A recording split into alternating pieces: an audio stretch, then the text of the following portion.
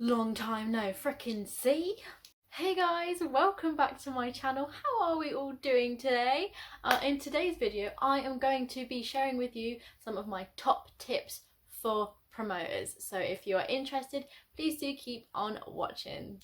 Just gonna stick in here super quickly. If you do want to contact me about getting a gig or a review, please do reach out via my email on nosfest@yahoo.com and I will get straight back to you. The first tip I'm going to share with you is to find your niche. I think it's a really good idea to find a specific genre / scene that you are really interested in, invested in, and are really passionate about, that you enjoy. For example, if you're into classic rock, pop, acoustic, metal, and you can go even nicher than that and death metal, hair metal, etc. This will help you find bands, venues, audiences and demographics. Personally, for me, I'm very interested in the new wave of classic rock scene. So most of my gigs, my bands, my venues host very similar gigs and work with similar bands, so I know exactly what I want to book and how they're potentially going to turn out, and it also helps me understand my audience and demographic. I know that roughly the people that come to my shows are between the ages of 30 and 65, and that just helps me with my promotions and what kind of bands I want to get in and who's going to be coming, and a leeway on working out ticket prices and things like that. So I personally do think it's really important to find your niche. Second thing that you should do is to research your circuit. So once you know what sort of circuit you're going to be working on, you should start doing your research. What bands are hot at the moment? Who is raving about who? What venues are putting on the same music that you want to? Who is regularly at gigs? Who is gigging often? Have a look at who's selling merch on social media and what's selling a lot at the moment. Really do look into social media, it will help you a lot. And have a look about what bands are actually entering the UK charts at the moment. Once you know more about your circuit, you'll be able to push gigs and promote at the right places on the right platforms to the right people, which will help get the word out about yourself and your shows, as well as the bands that you are booking. And you'll also just know more about the bands that are on your circuit, so it'll make it easier to pick and choose who you want playing at your shows. My third tip is that you should test out different venues. Figure out which venues suit you best, which venues support what you do and help support you financially. Shows that are well attended, bands that feel welcomed, venues that have all the equipment as well, so you don't necessarily need to hire a sound and lighting crew. They just have in-house, which is really super helpful and really helps you financially as well. Potentially use all different venues, or you could use just one, which is ever the best for you. For me personally, when I first started out, I tried out different venues around Southampton until I found a venue that supports me and my dreams, my ambitions, usually does really well, has enough space to cater for what exactly it is that I want to do, and also helps me out financially, which is the 1865 in Southampton. They are amazing people. They have always supported me and my dreams, and I really enjoy working with them.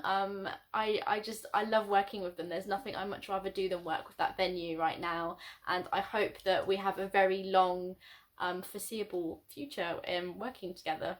My fourth tip is to book decent bands. I know that sounds a little bit, but trust me, it's very important to book bands that are decent, not in just performance wise, but also as people, because being a promoter can be quite stressful, especially when the people you are booking aren't necessarily the nicest of folk. You need to book bands with a following. Potentially start off with bands who have a local following. If you are booking bands in Southampton, maybe start off by booking Southampton-based bands. The same for wherever you are in the UK. Like if you are from Manchester, maybe book bands that are popular in your local area in Manchester.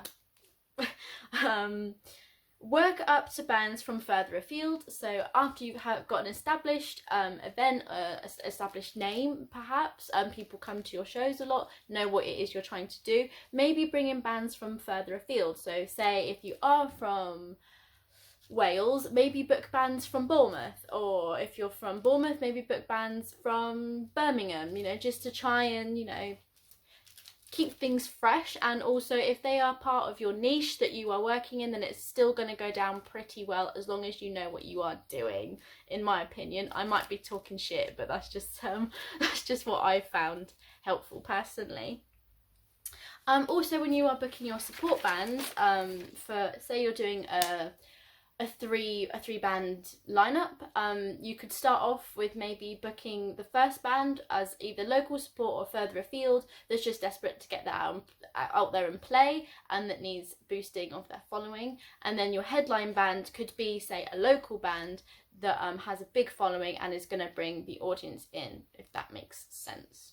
Fifth tip is to develop a brand. I'm only saying this because this is what I have personally done. I didn't necessarily mean to start off with a brand. Well, it's kind of a brand, it's a name. I have a name, JodieBowie, obviously, and people kind of look for that, or they know who I am because of that name, and that's how bands know me, how venues know me. So it just helps get the word out about you a little bit. So develop maybe a logo, a vibe, an audience, something that people can follow and recognise. I don't really know what I'm supposed to add to that, but I mean, you're watching this video, so that's something.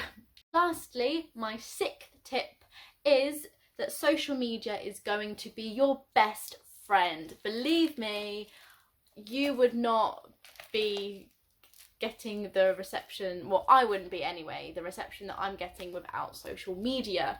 Really utilise your social media platforms. It takes a lot of work and time, but it is so helpful. It will help you with networking, bookings, and also finding new followers. So I really do urge you to really invest in looking at your social media. Perhaps having a promoter page on Facebook, Instagram, whatever other platforms that you feel comfortable using, and really just try and build an audience however you feel that's best for utilising your platform, if that makes sense. For me personally, I really enjoy writing blogs and doing reviews, recommending bands, just speaking highly of bands that I work with or bands that I want to work with, bands that I've discovered. I really also enjoy promoting their new releases, and kind of trying to connect with my audience a little bit by asking a lot of polls and questions, helping them perhaps decide a lineup for a gig as well, because it helps with the engagement. Yeah, and it's just, social media is the best place to promote. Well, I just spat really far then, disgusting. Social media is a really great place to promote gigs on, because most people are on a PC, a laptop, are on the internet. They're going to have a Facebook or an Instagram account. Probably check out your website as well. If you are a promoter, I do urge getting a website too, just help you with ticket links and things like that. I'm trying to work out what it was I was saying. I remember, basically, to Facebook, Instagram, everything, people are more likely to see your gig online rather than in a traditional format such as a leaflet, a booklet, or a flyer. So that's why it is important to utilise your social media as best as you can. I am quickly just going to put a big shout out in here for the gigs that I have coming up this year. As you should know, live gigs, live music is coming back pretty imminently, and my first gig takes place at the 1865 on the 21st of May with Stop Stop and Spider Bite. We are actually reopening the 1865. It's the first gig that they are putting on this year, so we are mega excited. All tickets and links will be left in the description of this video if you would like to come to any.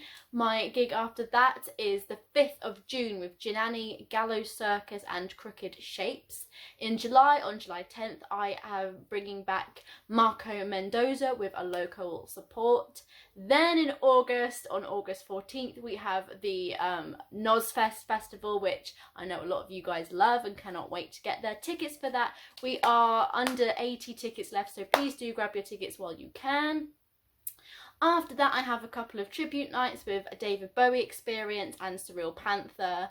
And in November, we have the first ever Nuzlite taking place. So if any of those gigs tickle your fancy, please do check the links in description and grab yourself some tickets. I hope you guys have enjoyed this video and perhaps learned something and are going to put my tips into practice. Please do let me know in the comments if you'd like me to do more videos like this. I would really like to push more promoter-based content. But that is all for today's video, and I'll see you soon on the next one. Love you. PS, please don't forget to like and subscribe if you'd like to see more from me. Bye.